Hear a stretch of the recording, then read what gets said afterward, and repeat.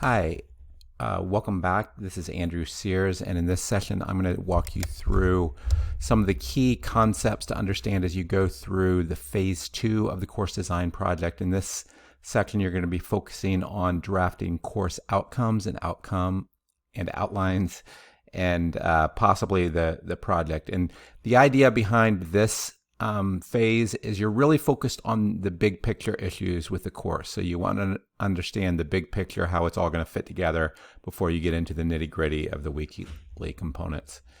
Just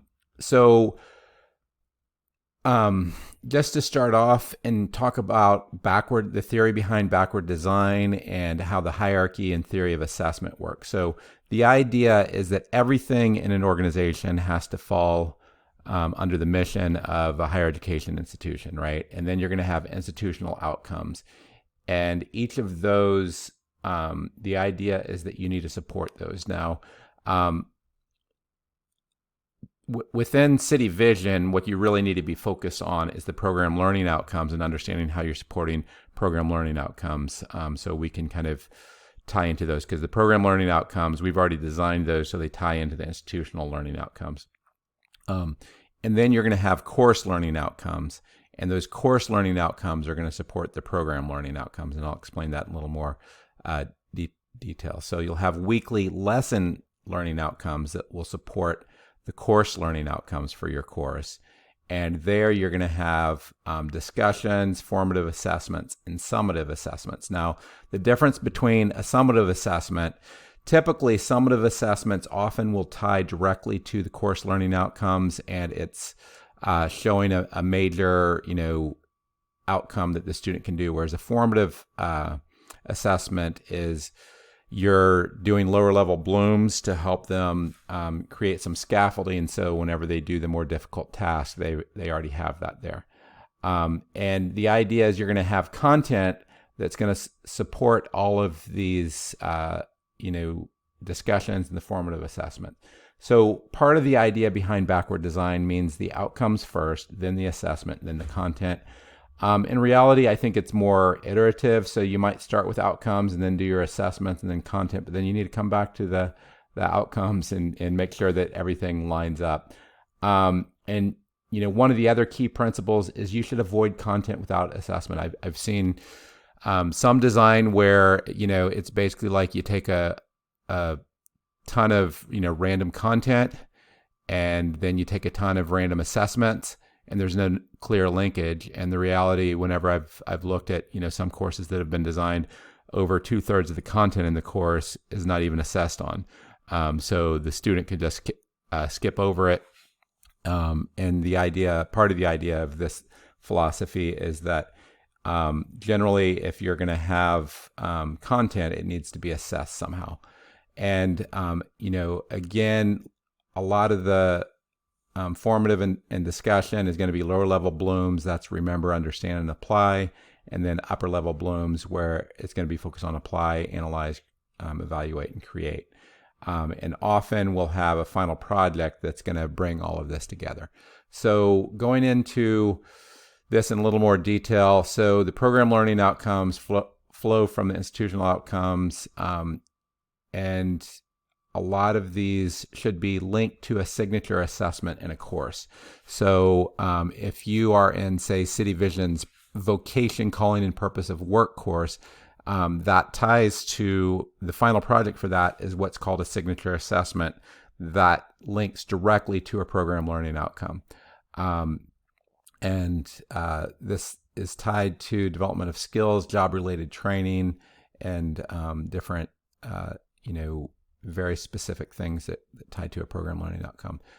Now, course learning outcomes describe what learners should be able to know or do at the conclusion of a specific course, but sometimes they will include not only what they can do, but how well they can do it and under what conditions. And so they should support the program learning outcomes, as I mentioned, should link up, and lesson learning outcomes build into the course learning outcomes, and each should be tied to a summative assessment in the course. So formative assessments may not directly link to the course outcomes, but would they would do it indirectly. So I'll explain that in more detail. So let me just use some examples. So program outcomes for a master's in ministry, and I'm using this because we're in the process of designing this. So these are all using appropriate level Bloom's taxonomy, and we're using Bloom's verbs, and we'll talk about those in more detail. But so, for example, in the vocation, create plans to achieve their own personal vocation and calling, as well as bringing social change to the world in line with Christian values. That directly ties to the final project in that course.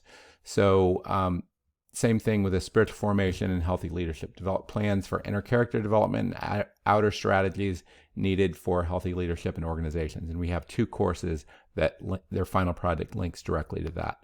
And then you have cross-cultural ministry.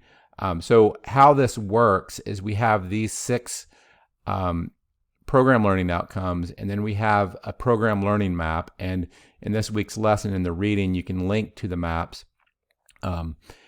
And I'll also show you within City Vision's website how you can get to some of the program outcomes, for City Vision. But the idea is, so if you look at our Masters in Ministry, our Masters in Organizational Leadership, and our MBA, there's different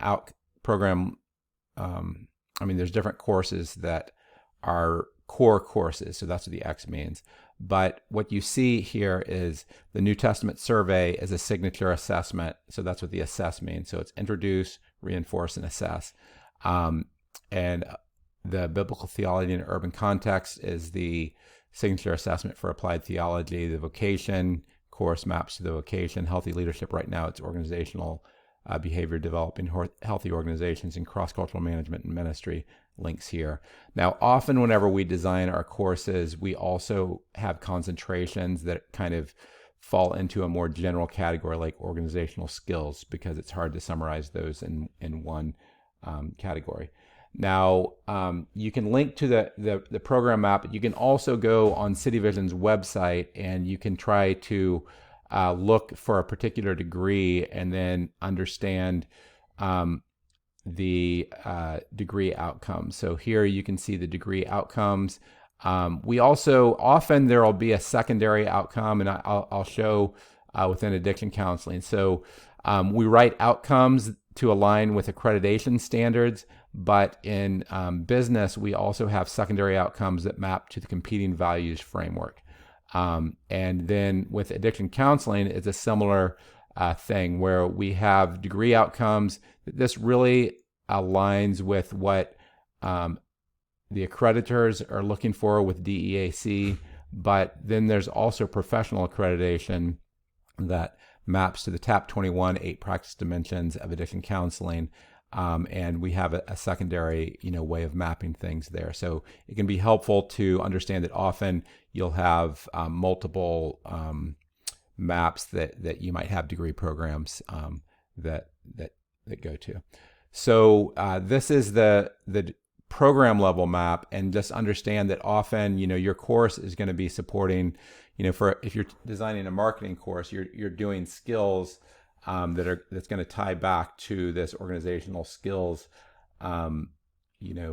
section. So now some of the rules for writing outcomes. Number 1, always tie the outcome to an assessment. And what you want to do is you revise iteratively to link them closely. And whenever I write an outcome, often I'm writing the outcome and the assessment at the same time. Your assessments determine your Bloom's level of learning. So you can't just say that you're doing create and then you have an assessment that actually what they're doing is described. So you need to be looking at the assessment, and then you need to pick a verb corresponding to the level of learning. And the verb actually needs to be accurate based on what your assessment is. So often, as I mentioned, the formative assessments, and these are basically, what we did in the past is we would have people do, some analysis, evaluate, and create before we did formative assessments. And we realized people weren't able to do this because they didn't understand the concepts. So often we'll have people, explain or discuss material, and then that will help build on their build on their overall process. So another way of understanding, how our courses are designed, and we'll talk a little bit more about this later, but City Vision follows what's called multimodal learning, where we try to reinforce content retention with both reading and videos, and sometimes those will overlap intentionally. And the idea is we want our students, to remember the material, take notes, and then we're getting them to try to understand the material. Often that is what happens in live meetings, forums, and material summary.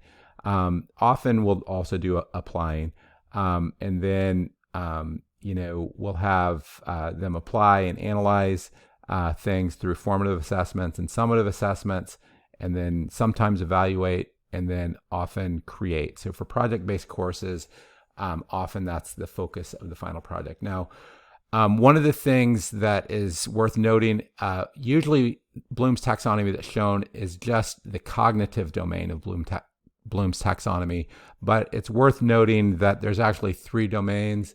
And so there's the cognitive, that's the head, the affective, the heart, and the psychomotor is the hands. And we're not going to go into all the details here, but we have links and other materials that covers this. So the affective, and you can use think of concepts from someone becoming a Christian. Are you receiving? Are you responding? Are you valuing? Are you organizing your life based on Jesus values? Are you characterizing your life on that? And then psychomotor is, you can think of the skill of learning to play basketball. You could just dribble a ball through, you become a natural. And often you have short-term outcomes and outputs, and medium-term outcomes and outputs. So one of the things that's worth noting is that in academic institutions, there's an academic bias to significantly overvalue cognitive domains of learning and devalue the affective and psychomotor. So that's strongly reinforced by accreditation structures that focus on assessment of outcomes that are more easily measured. It's much harder to measure affective domains and sometimes psychomotor domains. And that resulting process, honestly, it teaches the worldview of objectivism, because some of the most important things we do in Christian education are difficult to measure, like character change. So we need to be intentional both at the program level, institutional level, and course level to offset this bias. Often for our accreditors, we are much more focused on the cognitive, but for the effective, some of the things you can do is mentoring, practicum, community service learning, spiritual formation, journaling, creative expression, effective questions, and then psychomotor.